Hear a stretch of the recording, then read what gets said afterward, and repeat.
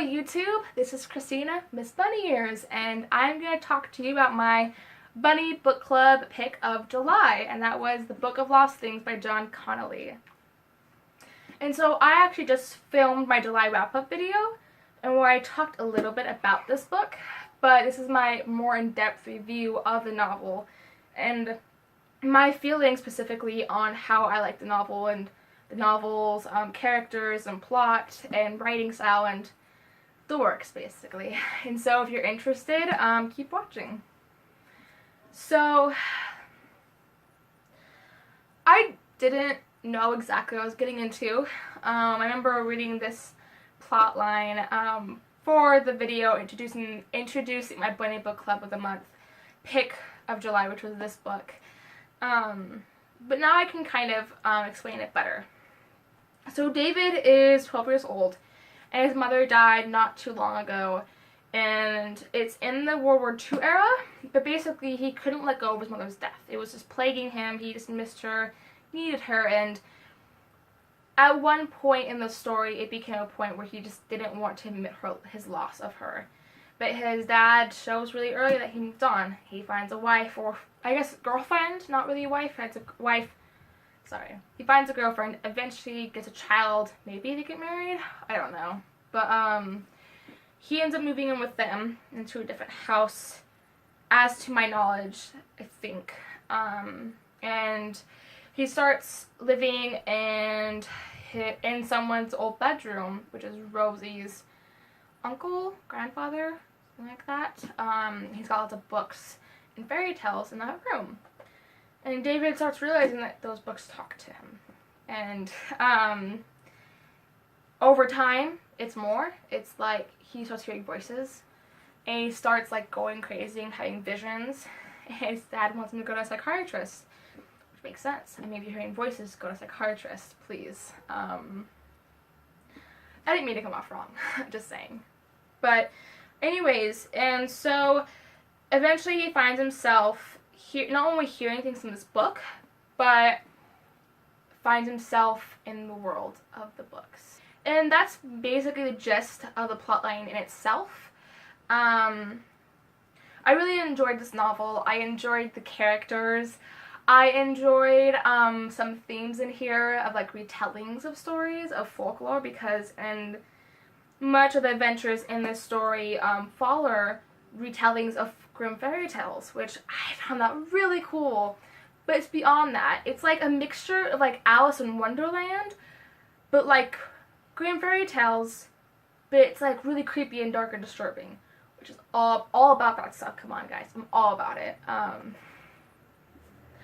don't think I have anything bad to say, honestly. I really liked the story. I liked where it went. I liked the plot line. I was kind of encased in the story of David, where he was going with the books and the world he went into. I just wanted to know more. I was so interested in it, and I highlighted so many things in this novel too. I felt like I could envision myself in David's shoes, going through where he's going in the story and just living the life he is in the world of the books. And I don't know how else to explain it to you guys without giving you more spoilers. And by the way, there will be a spoiler section in this video. But I don't have anything bad to say. I really do believe that this book was fantastic. It was adventurous. It was creepy. It was like heart pumping, like a thriller in a case. Like you're trying to figure out what happens, but you're like nervous about what's gonna happen. I don't know. I liked this. I thought it was exactly what I needed for July. I need something adventurous and fun. Given I did read some adventurous fun books like Hollow City, but this was a different kind of adventure that I was seeking out. I don't know who was a big fan of Alice in Wonderland, that kind of adventure that you feel when you're reading it or watching it. That's kind of how I felt with this. Just like, it's an adventure. Like, it's crazy, it's magical, but it's mythical, and it's dark and disturbing and weird. Yeah. I don't know why no one's talking about this. I really think it should be talked about more on BookTube. I really recommend this. I recommend this more than a lot of other books that I've read this year. I just want to reread it again, honestly. I'm not lying. I really, really, really enjoyed this book. I don't know how many times I can say I really enjoyed this book, but I'll say it again. I enjoyed it. I gave it 5 stars, and it was an awesome pick for July. Now cuts to the spoiler section of this video. If you haven't read this book and you plan to read it, vice versa, skip ahead or just stop watching. Sorry, not skip ahead. Stop watching the video, and yeah. For those who made the spoiler section, I can't really talk about this with you.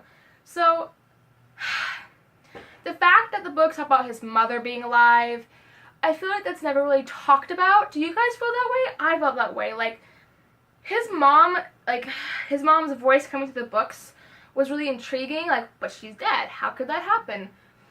But once he gets into the world, the Book of to seek the Book of Lost Things in that world, the fantastical world he goes into, even after the story ends, there's nothing about his mom's voice. I know that there was that story about the woman who did kiss to wake up.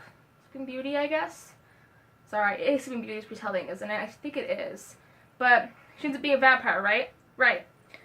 I understand that she had the voice of his mom, but it just didn't make any sense. I don't know.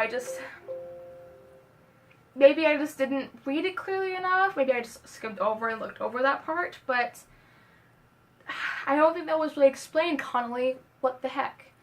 Oh my god, in the story of Red Riding Hood, where they're talking about how in the ending she sleeps with the wolf and makes hybrids, what the fuck? This is a YA book? What the fuck? That's a thing?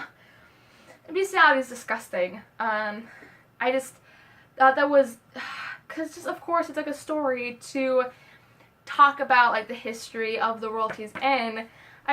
Oh my god, I don't know. I thought it was just a really funny twist on the part where it just ended up being bestiality. That's how these characters became. There you go. I love the Axeman. I think that's his name, Axeman? Oh my god, I should know this. I read this last month. I don't know. Basically, there's a character in here that I really liked. Do you know what character I'm talking about? The Axeman. The guy with the axe who rescues him and brings him to his hut, and all the those weird hybrid werewolves are following them and chasing them down because they're hungry. That man. I loved him. I loved his character. He was so fun. He was a father figure to David, in my opinion. I liked I liked the lumberjack guy. I thought he was just a good character. And when the wolves take him away, I was just so sad. I was like, no, that can't happen. I like that character. And what's going to happen to David? How is David going to find out on himself? And of course, the ending when the Axeman comes back, and he just basically is like, no, I never died. You have to go back to your house now. You're back to your life. You'll see me again in the future. I don't know. I guessed it. The father kind of figure, not that he's the father in the end, but the father kind of figure that takes care of him. I just liked him a lot. I'm going to an actual thought I just thought about just now. Do you think that this maybe he's God in a way? I mean, obviously in the end, he comes back to the land of the book of where he searched for the Book of Lost Things. That land that he goes back to. Of course, the Axeman is there, and he's supposed to come there to rest. Is it like heaven? Is it like God? I don't know. I haven't thought about that until literally right now. Literally, I haven't thought about that. But maybe that was the intent. If you think about it, there are, it kind of makes sense in a sense of having he dies, of course he gets old and goes back to this world. Maybe it's heaven, that's God, and that's why I protected him in the beginning of the story and led him to his destiny, but he had to let David go to his destiny alone. I don't know if it make any sense at this point. Talking a lot. But, yeah, I